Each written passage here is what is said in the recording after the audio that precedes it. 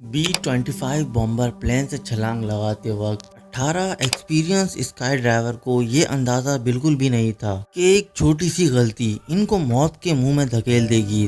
जिंदा बचने वाले स्काई डाइवर्स ने जब ये पूरी दास्तान सुनाई तो सुनकर सबके होश उड़ गए। क्या थी वो दास्तान और क्या थी वो गलती जिसकी वजह से ये हादसा हिस्ट्री का सबसे भयानक हादसा बन गया। जानते हैं आज की वीडियो में। टॉकोपीडिया में एक बार फिर से खुशामदीद।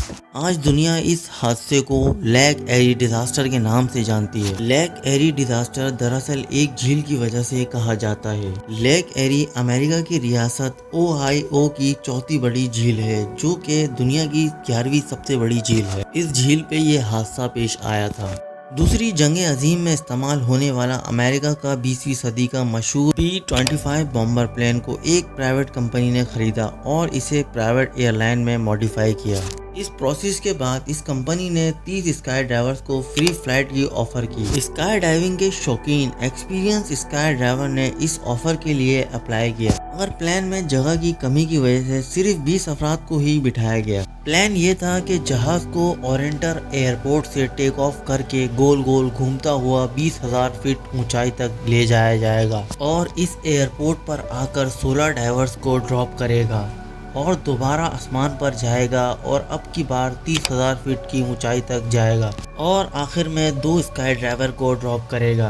27 अगस्त 1967 की दोपहर को B-25 बॉम्बर ने 20 स्काई ड्राइवर्स के साथ टेक ऑफ किया। इस जहाज के पीछे एक और जहाज था जिसका नाम सेसना 180 था। इसने भी उस time take off.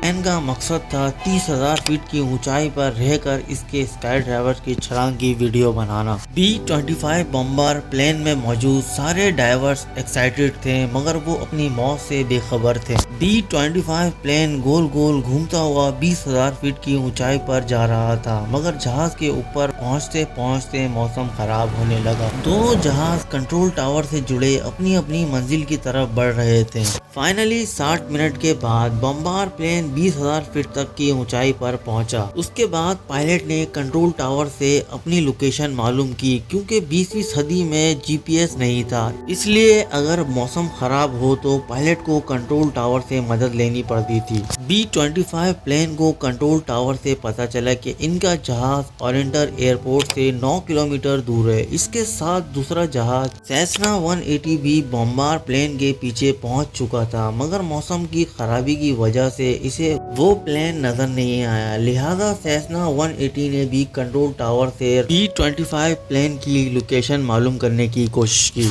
Control tower से सेसना 180 के पायलट को पता चला कि इसकी लोकेशन बॉम्बर प्लेन से 9 किलोमीटर दूर है, जबकि ओरेंटर एयरपोर्ट से 18 किलोमीटर दूर है। तकरीबन 20 मिनट बाद B-25 प्लेन कंट्रोल टावर के मुताबिक ओरेंटर एयरपोर्ट तक पहुंच चुका था। बॉम्बर जहाज जब ओरेंटर एयरपोर्ट के ऊपर पहुंचा तो पायलट ने जंप लगाने का इशारा किया। जब 16 स्काई डाइवर्स ने 20,000 फीट की ऊंचाई से जंप लगाई तो इनको अंदाजा ना था कि वो एक भयानक गलती कर चुके हैं। बाहर का टेम्परेचर -30 डिग्री सेल्सियस था, इसलिए उन्होंने डबल जंपिंग सूट पहन लिया था। जंप लगाने के बाद इन्हें हर तरफ मोटे मोटे बादल नीचे की तरफ नजर आए। इन्होंने ये बादल क्रॉस करने के बाद अपना पैराशूट खोलना था और ओरेंटर एयरपोर्ट पर लैंड करना था। बादल क्रॉस करने के बाद उन्होंने पैराशूट खोला और हवा में एक दूसरे का हाथ पकड़कर गोल दायरा बनाने लगे, मगर उन्हें चारों तरफ दूर दूर तक सिर्फ लेक एरी का पानी नजर आया। एयरपोर्ट दूर दूर तक नजर न आया। ये देखकर वो थोड़ा परेशान हो गए, मगर उन्होंने सोचा पानी में तैर के अपनी जान बचा लेंगे। जब उन्होंने पानी में लैंड किया तो वो पानी में तैरने के बजाय डूबने लगे, क्योंकि उन्होंने डबल जंपिंग जैकेट पहनी हुई थी। जंपिंग सूट जब पानी में डूबा तो उनका वजन मजीद डबल हो गया, जिसकी वजह से वो तैरने के बजाय डूबने लगे और देखते ही देखते कुछ देर में वो पानी में दम तोड़ गए। खुशकिस्मती की बात ये थी कि आखिर में 30,000 फीट की बुलंदी से छलांग लगाने वाले स्काई डाइवर्स ने डबल जंपिंग जैकेट नहीं पहनी हुई थी। लिहाजा जब उन्होंने पानी में लैंड किया तो वो आसानी से स्विमिंग करने लगे और कुछ ही देर में रेस्क्यू टीम ने इनको रेस्क्यू कर लिया।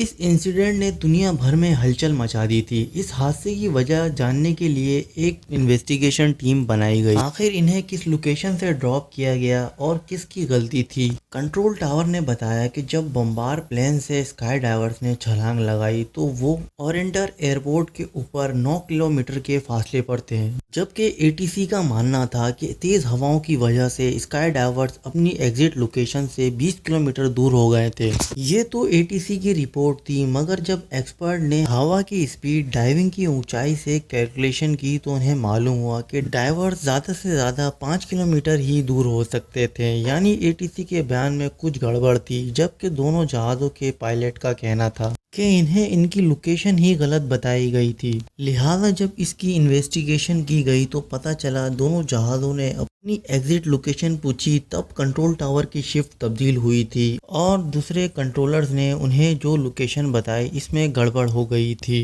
انہوں نے سیسنا 180 کی لوکیشن بمبار پلین کو بتا دی، جبکہ بمبار پلین کی لوکیشن سیسنا 180 کو بتا دی۔ لہٰذا جہاں سے بمبار پلین کے اسکائی ڈائیورز نے چھلانگ لگائی تھی تب ان کا جہاز لیک ایریکا کے اوپر تھا، اور یہی ایک غلطی ان کی موت کی وجہ بن گئی۔ سال 1972 میں کورٹ نے FAD کو 16 ڈائیور کا قصوروار مانا گیا اور بمبار پلین کا لائسنس ہمیشہ کے لیے کینسل کر دیا۔